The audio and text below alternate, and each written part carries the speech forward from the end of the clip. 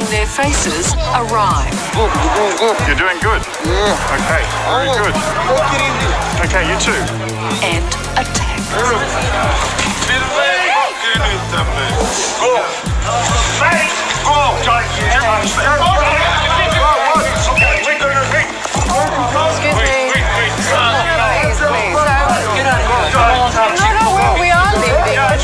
You don't need to hurt us. There's no need to be unkind. Hey. Don't do it. The gang's attention turns when a local intervenes, drives his mobility scooter into the most violent attack.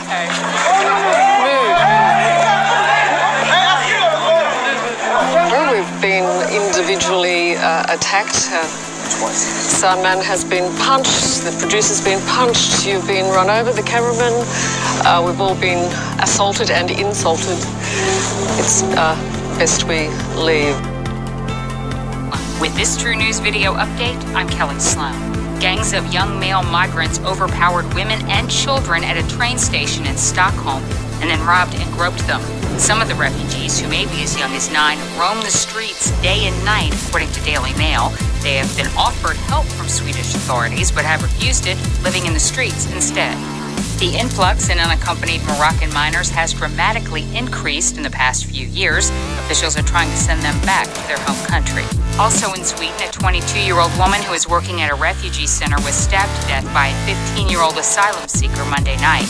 Alexandra Messer was attacked as she helped care for the children ages 14 to 17. She was described as an angel by family and friends, according to The Express. Last year, more than 148 violent incidents were reported at centers around the country. In recent days in Germany, gangs of migrants took over a public pool, causing locals to flee the area. The men contaminated the children's pool in Zwickau by using it as a toilet.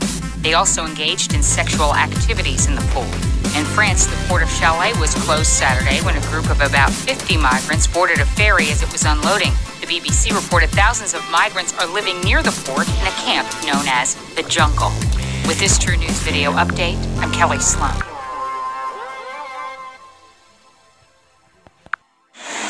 Ben voilà, Pierre m'a présenté, je m'appelle Simone et j'habite à Calais. Je suis une Calaisienne de souche calaisienne, mes parents l'étaient aussi. Et Calais, c'est toute ma vie. J'ai grandi là, j'ai toujours vécu là et Calais avant, c'était une ville très agréable. J'adorais m'y promener, on était tranquille, on était en sécurité, il y avait toujours beaucoup de monde, l'été comme l'hiver, et Dieu sait que les étés par chez nous, pourtant ils ne sont pas très agréables, il ne fait jamais très beau, mais bon, c'était vivant. Et puis, il y a quelque temps, il y a eu des réfugiés à Sangatte. Et Sarkozy a décidé de vider le squat de Sangatte, on va dire ça comme ça, et ces réfugiés sont arrivés à Calais. Même moi, dans un premier temps, je disais c'est des gens malheureux, ils sont paumés, ils n'ont rien, on peut peut-être les aider. Et vous dire comment ça s'est fait, j'en sais rien, mais du jour au lendemain, on s'est retrouvé avec des milliers, mais je dis des milliers de migrants. Actuellement, ils sont à 18 000 dans ce qu'on appelle la jungle. Oui, 18 000, c'est horrible parce qu'ils ont fait carrément une ville dans la ville.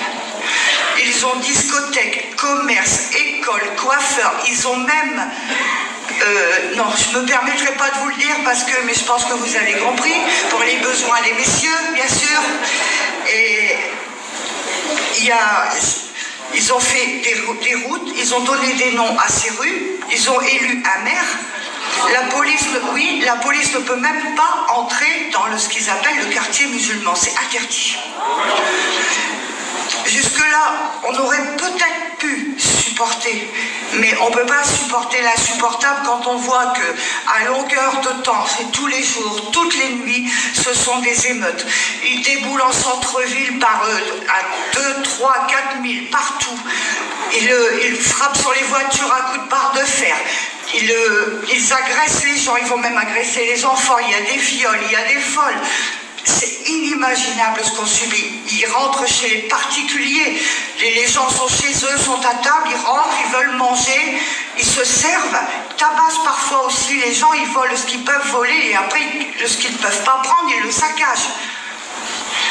Et quand on veut se défendre, on a la police sur le dos. La police ne prend plus aucune plainte depuis longtemps maintenant. Mon propre fils s'est fait agresser aussi. Il se promenait tranquillement au centre-ville, il était en train d'écouter sa musique, il avait les écouteurs aux oreilles, quand on lui a tapé sur l'épaule. Il s'est retourné pensant que c'était un copain à lui. Il avait en face de lui 3 clandestins, pardon. Et il s'est pris un grand coup de barre de fer en pleine tête.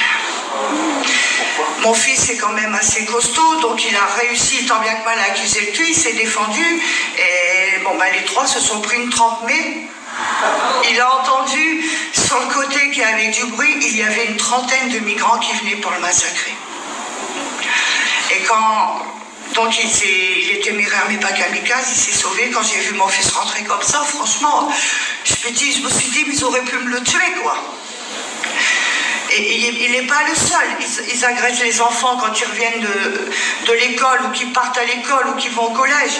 Ils vont jusqu'à prendre les bus scolaires, montent avec les enfants dans les bus scolaires.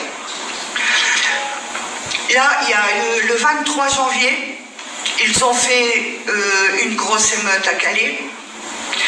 Ça a été horrible. Ça a duré toute l'après-midi, toute la soirée. Ils ont jusqu'à attaquer la statue du général de Gaulle. Ils ont écrit dessus « Nique la France » avec le drapeau de Daesh en dessous. Voilà. Qu'est-ce que je peux vous dire de plus que ce qu'on subit? Ils manifestent parce que sur leurs conditions d'accueil. Mais plus on leur en donne, plus ils en veulent. Ils en ont jamais assez. Jamais, jamais, jamais. Quand on les croise, c'est donne monnaie, donne téléphone. Si on ne donne pas, on se fait tabasser. Et ne comptez pas sur la police pour vous aider. Je vous dis, ils ne prennent même plus les plaintes. Quand on veut manifester, on se prend la police sur le dos. Quand on se fait agresser, on va au commissariat de police. Que voulez-vous qu'on vous dise? Ils se ressemblent tous. On ne peut rien faire. Et je ne vous raconte pas de bêtises. Ça, je vous promets. Et moi, personnellement, j'aimais beaucoup, avant, aller sur ce que j'appelle la tombe de mon fils. C'est à la mer. J'ai perdu mon fils, on a mis ses cendres à la mer parce que c'était son désir, j'ai respecté son vœu. Je disais à mon mari, le soir, emmène-moi sur la tombe de mon fils, j'en ai besoin.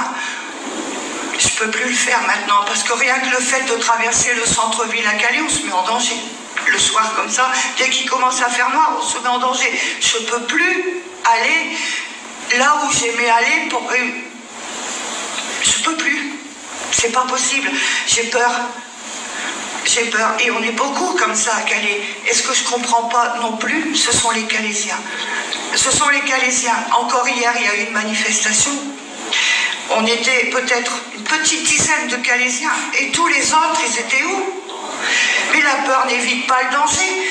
Le gouvernement nous a abandonnés. Ils ont décidé de condamner Calais. Et si nous, Calaisiens, on ne bouge pas, on va choper tous les migrants de France là, et nous, on est fichus, on est morts. Et les Calaisiens, des moutons, je ne les comprends pas. Et hier, donc, j'étais à cette manif, j'étais en plein dedans avec mon mari, mon fils, des amis. Et il y a eu le général Bickman qui était là. Il a parlé.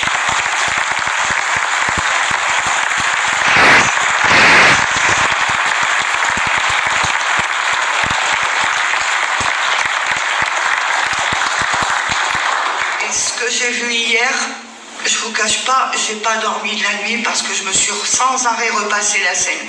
Chose qu'à la télé, à la radio, ils n'ont pas dit, même pas dans les journaux, on l'a vu se faire arrêter, se faire malmener comme une racaille. Lui qui est quand même une icône, une image de la France, qui mérite tous les respects, tous les honneurs dus à son grade, comme une racaille. On l'a vu se faire plaquer par terre, le policier lui mettre le pied sur la nuque. Je vous promets, aussi vrai que je suis devant vous, on l'a vu. Ensuite, ils l'ont traîné, ils l'ont ramassé, ils l'ont emmené, chacun par un bras, ses pieds ne touchaient même pas terre. Et ils nous ont chargés, bien sûr. J'ai eu de la chance d'être là aujourd'hui devant vous parce que mon mari, qui a été assez malin, nous a fait passer par derrière les fourgons de gendarmes, de CRS, de canons à eau qu'il y avait. Sinon, j'étais embarquée, j'étais encore en garde à vue aujourd'hui. Et qu'est-ce que j'avais fait de mal? J'étais venue là pour protester contre l'immigration massive, invasive qu'on subit à Calais. Vous vous rendez compte que même les commerces ont perdu de 40 à 60% de leur chiffre d'affaires, alors qu'avant Calais, c'était une ville florissante, c'était gai, c'était animé, il y avait toujours des étrangers pendant les périodes de vacances d'été, les périodes de fêtes de fin d'année. Aujourd'hui, il n'y a plus rien. Plus rien. Tous les commerces qui avaient ouvert en centre-ville, ils sont tous fermés à part un. Calais, c'est une ville morte. Une ville morte à cause de ces clandestins qu'on a là. Et quand ils descendent comme ça dans les rues de Calais, armés avec leurs barres de fer et des cocktails Molotov aussi. Attention, ils ont été surpris en train d'en faire, mais moi je ne comprends pas pourquoi on ne les punit pas. Pourquoi, quand la police les attrape, les relâche aussi vite? Alors que si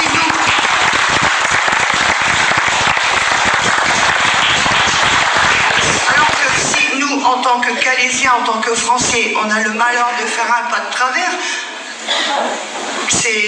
on est tout de suite emmené en garde à vue, on est passé sur le grill, on n'a plus le droit à rien, plus le droit. Et parlons aussi de Madame Bouchard, Natacha Bouchard.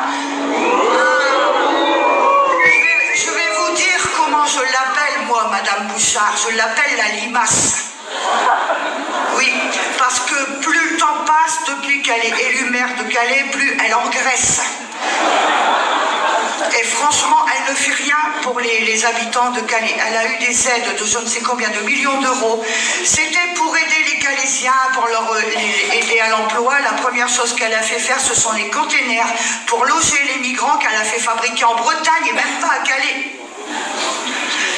Les seuls emplois qu'elle a créés à Calais, je le sais parce que j'ai un ami qui on lui a proposé,